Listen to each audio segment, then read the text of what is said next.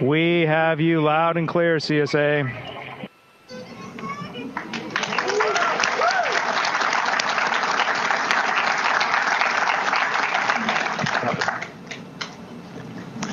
Good.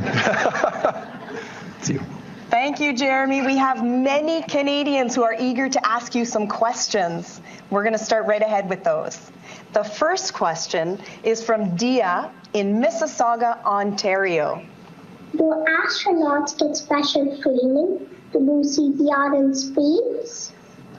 How do you actually do that when there's no gravity?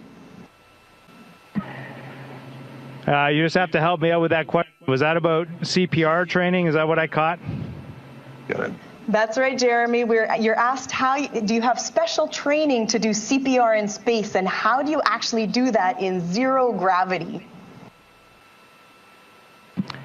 Yeah, it's a great question because we're all alone up here, just the four of us, and if we ever had to do it, we definitely want to plan. And so we talked about it on Earth before we here, and one of our tests this week was actually to try those techniques out, and we have about 3 different spots in the capsule where we can do it. There's probably one that I can show you in the camera view if I just slide Reed over here.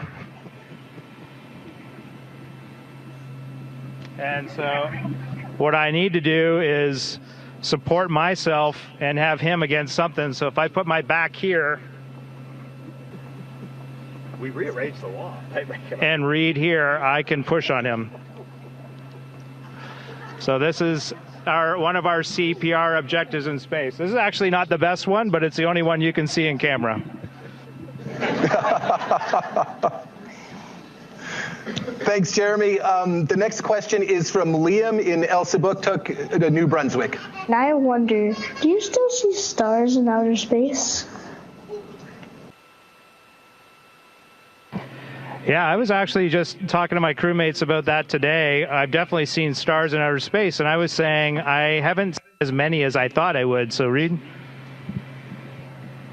We have so much illumination from the sun on the moon and the earth right now. It is hard at times to see stars, just like when you walk out in the daytime, you see a blue sky but no stars. We look outside and we see the black space and no stars. But tonight we're going to be pointed into deep space, and we're going to turn out all the lights in the spacecraft for the first time on the mission. And if you give yourself about 20 or 30 minutes, we do this all the time on the International Space Station. Christina and I just have great fond memories of this. You'll start to see the stars, and if you give it enough time, you will see so many stars. It's hard to see the constellations because there are so many stars out there. And the coolest part of those stars is they do not twinkle at all. They are just perfect. They almost look fake. They're just perfect pinpricks of light. So that is our homework for tonight, Jeremy. We are doing that. We'll take a picture. Great. We now have a question from students in Sanikiluaq, Nunavut. What types of food do you eat in space, and how do you cook it? Yeah, so I've only been eating space food for a couple of days here, but Christina, she lived in space for pretty close to a year. She's eaten a lot of space food, and so we have a few items here to show you. Christina, you want to help me out? Sure. Let's see where we're going to pull out. So my dinner. This is Jeremy's dinner, and in space you really just eat all of your food out of bags of some kind, plastic bags or little metallic bags, because we have to rehydrate a lot of our food. This is actually shrimp cocktail.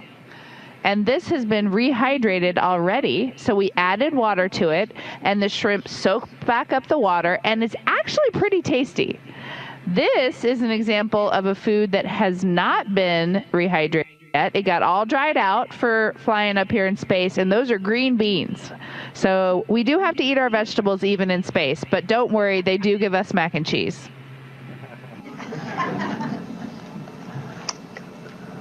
Nous avons maintenant une question dans la salle. Émilie. Bonjour Jérémy, je m'appelle Émilie et je viens de Saint-Bruno au Québec. Sur la Terre, on voit parfois un croissant de lune. Est-ce que lorsqu'on est autour de la lune, on voit un croissant de terre?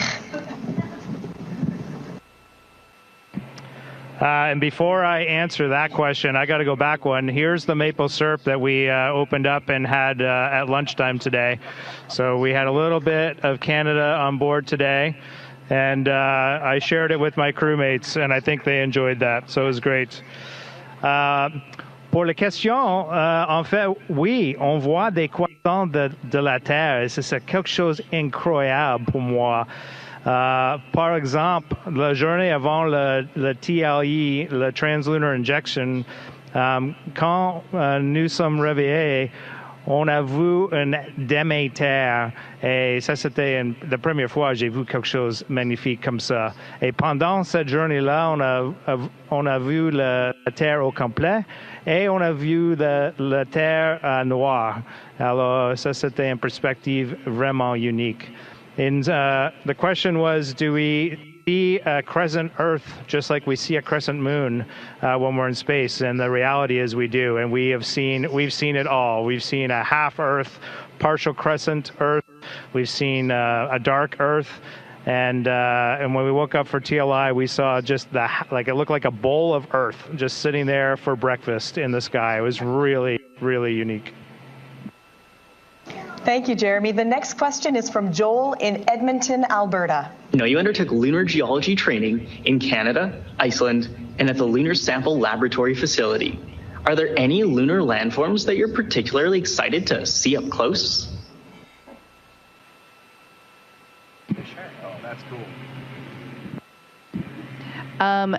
Absolutely. We have done some incredible geology training on Earth, and one of them, as you mentioned, was in Canada at Kaimstaston Crater. And I got the honor of training there with Jeremy and Jenny Gibbons and a great team of geologists, scientists from NASA and many institutions. We did learn a lot about how, craters form and a lot about the mineral that makes up the moon. What we are probably most excited as a crew about seeing on the moon would be an amazing feature called Oriental. And it is sometimes known as the Grand Canyon of the moon because it has all kinds of multi-layered crater rims and a lot of different land formations, and it has mare, like kind of lava fields all throughout it in different shapes, and it's very distinctive, and no human eyes previously had seen this crater until today, really, when we were privileged enough to see it. So we can't wait to share more when we get closer to the moon. Thanks so much. Masab in Vancouver, BC has a question for you as well. Which movie do you believe is the most accurate representation of space? Well, there are many great space movies. For our specific example here, one that really captures it, I think, is Apollo 13. Now, we haven't had any major malfunctions like Apollo 13 did, but they ended up on a very similar trajectory to us. And that movie really shows you a lot what it's like with just 3 humans, trapped in a tiny capsule and surviving in space together. So that's just one of many, but it's one of my favorite space movies. You have a space movie? That's one of my favorites. Yeah. I love that movie. All right, we have another question, Jeremy, from here in the room. I'm Adelaide from Ottawa, Ontario. How has your family helped you prepare to go to space? And do your kids get time off school?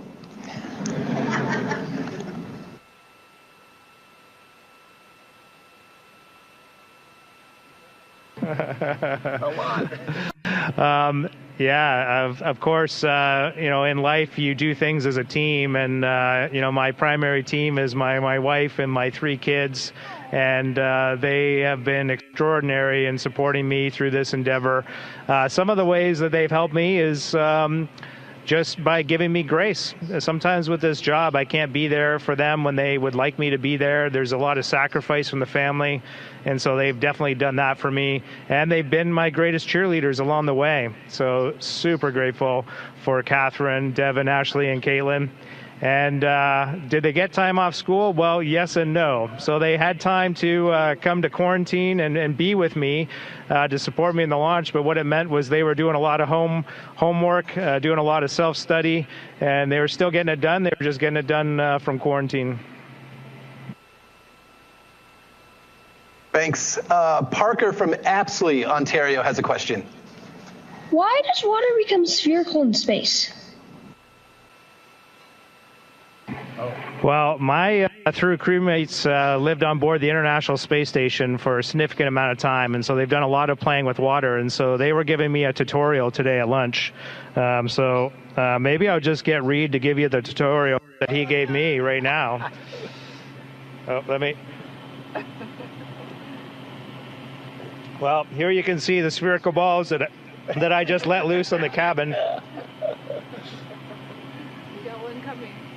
All right, Reed. There's another one going over there, but it's really the surface tension. If you ever just see a little drop of water on your finger, even though it looks like a convex little drop on your finger in space, that surface tension is all around. So it just creates a perfect bubble because there's no gravity to act on it. And so it just stays in this perfect sphere, and it actually becomes a lens. And earlier today, we were laughing because we could make Jeremy's face go upside down or right side up, and it's pretty amazing. It's fun to play with water in space. Victor's sending us a towel to clean up the mess. Thanks for that demonstration. We now turn to Jackson from Calgary, Alberta. How did you get to be on the Artemis 2 mission? I'll answer while Jeremy's making a nice water bubble for you. How did Jeremy get to be on the Artemis 2 mission? Jeremy and I were selected as astronauts together back in 2009, and he was a member, obviously, of the Canadian Space Agency, and I was a member of NASA. And when Jeremy interviewed to be an astronaut, our chief astronaut, Peggy Whitson, was on their board. And Peggy came back from that interview and said, if Canada doesn't hire Jeremy, NASA will hire Jeremy. He did that well. So I think if you go through Jeremy's life, he grew up just a very inquisitive kid. He had huge dreams. He saw a picture of Neil Armstrong in an encyclopedia a long time ago walking on the moon, and it just sparked his curiosity and his imagination. And he always tells people that the most important thing when you have a dream and an aspiration is that you tell people, you talk about that. Some people may not believe you can do it, but you know you can do it. And the more you talk about it, the more people will begin to believe that you can make your dreams come true. And that is exactly what Jeremy did. So he turned his tree fort into a spaceship, and he became a fighter pilot in the Royal Canadian Air Force. And then he got to the Canadian Space Agency in 2009, and the rest is history. And I'm still not that good at water and space yet. I'm still learning.